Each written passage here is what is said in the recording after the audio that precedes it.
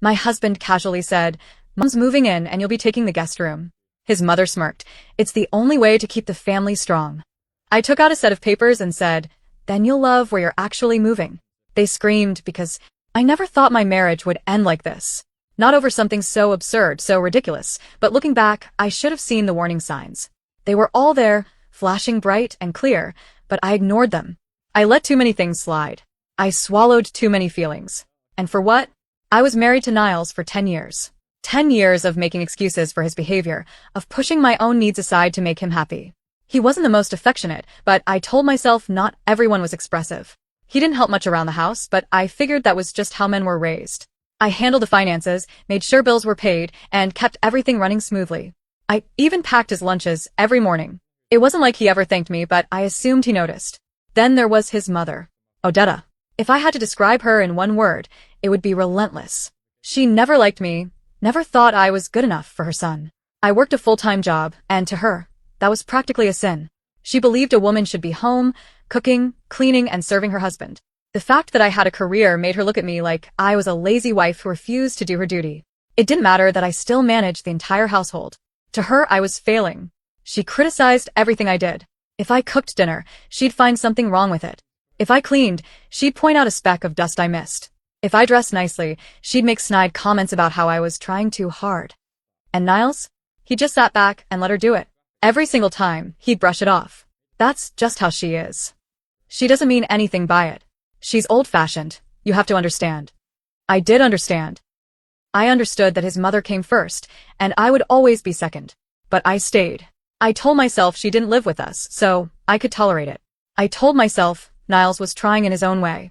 I told myself marriage was about compromise. Then, out of nowhere, he dropped a bomb on me. It was a regular Tuesday night. I was setting the table for dinner when he just casually said, "Mom's moving in, and you'll be taking the guest room." I froze mid-step. "Excuse me?" Odetta, sitting comfortably in my dining chair, smirked like she had already won. "It's the only way to keep the family strong." I looked at Niles, waiting for him to say this was a joke. Some stupid, unfunny joke. He just nodded. "It's already decided." I felt my skin go cold. Decided by who? "The three of us," he said, like it was the most normal thing in the world. Like it made perfect sense. I looked at Odetta. She was smirking. Smirking. "I can't live alone at my age," she said, her voice full of fake sympathy. "It's not safe. And besides, I raised Niles. I should be comfortable in my son's home." My stomach twisted. "He is not just your son. He is my husband." Odetta shrugged. "Well, I'll be here now. So you'll have to adjust." I turned to Niles again. "You're really okay with this?" He sighed like I was bothering him. "Look, it's not a big deal. Mom needs a place to stay. She's not comfortable in her house anymore. And we have extra space. You can use the guest room. It's only fair." "Fair?" I repeated, my voice shaking. "That's how families work," Odetta said, tilting her head like I was stupid. "We support each other. You support us." I laughed. A bitter, humorless laugh. "You're asking me to give up my room, my space in my home." Niles cut me off. "It's our home." Oh, but that's where he was wrong. I left the table without another word, my heart pounding. I walked straight to our bedroom. My bedroom. The one I shared with my husband. I opened the closet. Half of my clothes were missing. I spun around and threw open my dresser drawers. My things were gone. My heart pounded in my ears as I stormed across the hall. I yanked open the door to the guest room. There they were. My clothes. My shoes. My personal belongings. All crammed into a tiny closet, shoved into drawers that barely fit anything. They had already moved me out. I gripped the doorframe so hard my knuckles went white. I could hear them still talking in the dining room like nothing had happened. Like they had just decided, and that was that. I breathed in, out, and again. And then I smiled. If they thought I would just accept this, they were about to get the biggest surprise of their lives. I walked back out to the dining table, calm and collected. I set down a stack of papers. Niles frowned. "What's this?" I slid them toward him. "Go ahead. Take a look." He picked up the first page, his eyes scanning the text. His face drained of color. "What the hell is this?" Odetta snatched them from his hands, squinting at the words. "A divorce?" I smiled sweetly. "Not just that. Look at the second set." Niles flipped the page. His hands started to shake. "You see," I said, keeping my voice even, "I started preparing for this months ago. Call it a gut feeling. So I made sure everything was in order. You recognize those documents, don't you, Niles? He opened his mouth, but no sound came out. Odetta looked between us, confused. What is this? I turned to her. That, my dear mother-in-law, is the deed to this house. Her eyes darted to Niles. He looked like he was going to be sick. I continued. My inheritance paid the down payment. I paid the mortgage. And your sweet boy signed a post-nup years ago saying he had no claim to it. So guess what? This house. Meaning? Odetta's face went red. You can't do this. Oh, but I can, I said. She turned to Niles. Say something. Do something. He looked like he wanted to cry. Babe, please. Oh no. We're past that. I interrupted. You made your choice. Now it's my turn. Odetta was shaking with rage. I have nowhere to go. I smiled wider. Oh, but I thought family supports each other? I'm sure your son will take care of you. She let out an animalistic screech. I turned to Niles. This is your move-out notice. You have 3 weeks. His face crumpled. Please, but I was already walking away. And for the first time in 10 years, I felt free. Niles didn't leave right away. He begged. At first, he tried reasoning with me. He swore up and down that he had just been trying to help his mom, and that he didn't mean to hurt me. He said it wasn't a big deal, that we could go back to normal. That it was just a temporary arrangement. I stared at him, at the man I had spent 10 years with, and felt nothing. Then came the anger. He accused me of overreacting. Said I was throwing everything away over a misunderstanding. He told me I was being cold. You want to destroy this marriage over something fixable? He snapped. You don't even want to talk about it? I tilted my head. Where was all this talking when you decided to move me out of my own bedroom? That shut him up. Then, as if on cue, Odetta stormed into the room, shaking with fury. This isn't your decision. A wife doesn't just kick her husband out. I turned to her, deadpan. A husband doesn't just kick his wife out of her own bed. Her eyes burned with hatred. You're making a mistake. I smiled. No, I'm fixing one. Then I walked away. That should have been the end of it. I had given them 3 weeks, which was more than fair. I didn't scream. I didn't throw anything. I handled it calmly. But Odetta wasn't the type to let things go. 3 days later, I came home from work and noticed something felt off. The air was thick with the smell of bleach and something off like old garbage. Then I walked into my bedroom. And I saw it. My clothes. My shoes. My jewelry. All gone. I turned, stormed down the hall, and threw open the guest room door. Odetta sat on the bed, arms crossed, looking pleased with herself. What did you do? I demanded. She sniffed. Oh, I cleaned. That's what real women do. I clenched my jaw. Where are my things? She shrugged. Somewhere. I knew. Before she even said it. Before I even checked. I ran past her, into the garage. I yanked open the trash bins. And there it was. My wedding dress shoved between 2 bags of garbage. My favorite coat, covered in something sticky. My grandmother's bracelet, resting on top like it was just another piece of trash. I took a deep breath, gripping the edge of the bin. She wanted me to lose it. She wanted me to snap. So I didn't. I walked back inside. Niles stood in the living room, looking anywhere but at me. You knew about this, I said. He swallowed. I told her it was a bad idea. But you let her do it. His silence told me everything I needed to know. I turned back to Odetta. You just couldn't help yourself, could you? She smirked. You shouldn't have been so selfish. I nodded. Got it. Then I walked straight to my phone and dialed the police. Odetta paled. What are you doing? Reporting a theft. Niles stepped forward. Wait. I held up a hand. No. You both made your choice. I watched Odetta scramble. She tried to act like it was no big deal, but she knew. The bracelet alone was worth the police report. The fact that she intentionally destroyed my things? That was malicious damage. She tried to lie. She tried to beg. But when the police arrived and I calmly showed them the trash bins, the ruined clothes, the missing jewelry, it didn't matter. She was forced to return everything she hadn't completely destroyed. But the real cherry on top? They strongly suggested she leave the house immediately since, she'd just committed a crime on the premises. I watched her pack her bags, face twisted in pure hatred. As she walked out, she hissed, You'll regret this. I smiled. I already don't. And just like that, she was gone. But the real twist? Niles stayed. And that's when I realized this wasn't over. Odetta was gone. But the house still felt like her. Even after she packed up her things, I'd catch the faint smell of her perfume in the hallway. Her voice still echoed in my head, dripping with smugness. But I told myself it was over. Then I woke up the next morning to the sound of clattering in the kitchen. I walked out, still half asleep, expecting to see Niles making a weak attempt at breakfast. But no. It was Odetta. She stood at my stove, flipping eggs like nothing had happened. Like she hadn't been escorted out of my home by the police just yesterday. I froze. What? Are you doing here? She didn't even turn around. Making breakfast. I felt my stomach twist. I wasn't dreaming. This was real. I turned to Niles, who was sitting at the kitchen table, scrolling on his phone like this was completely normal. She's back. My voice cracked. He sighed like I was overreacting. She had nowhere else to go.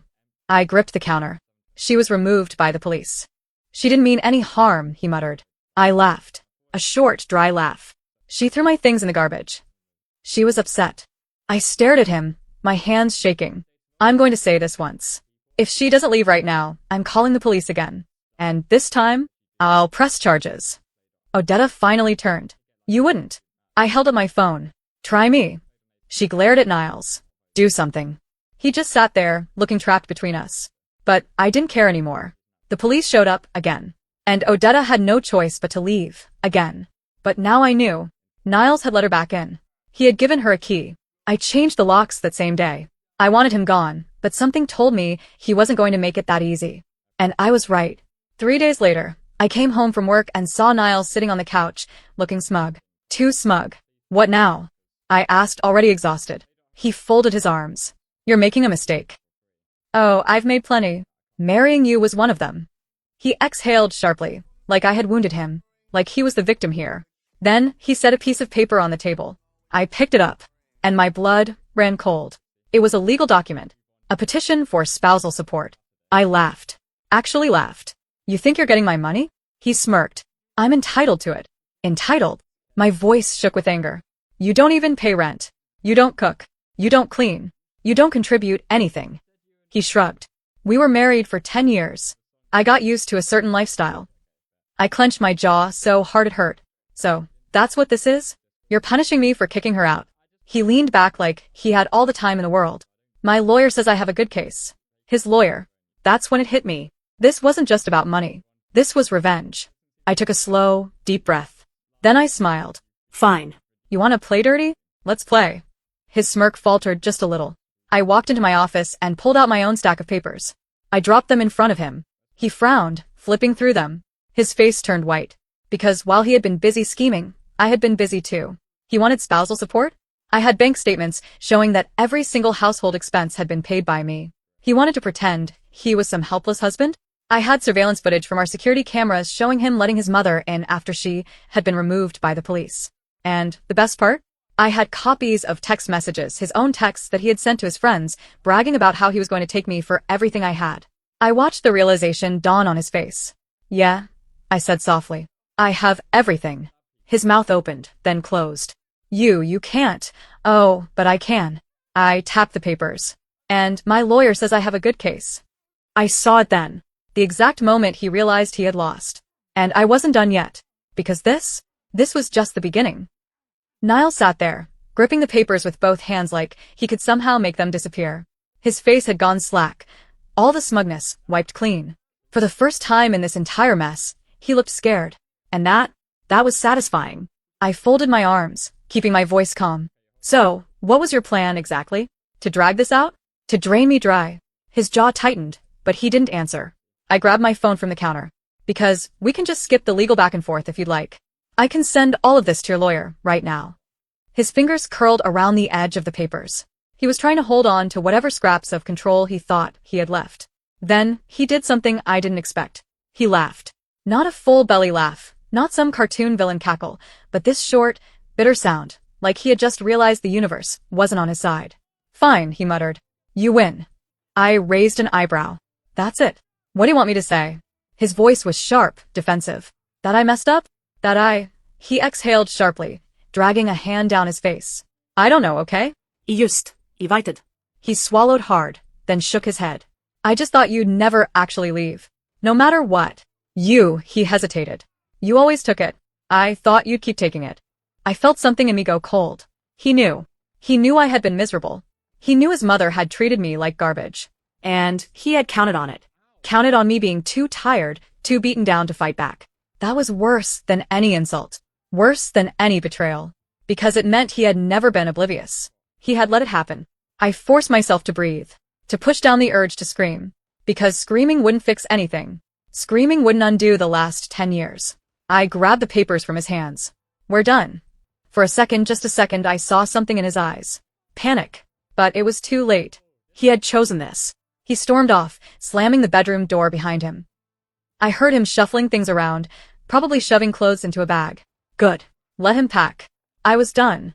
But apparently, Odetta wasn't.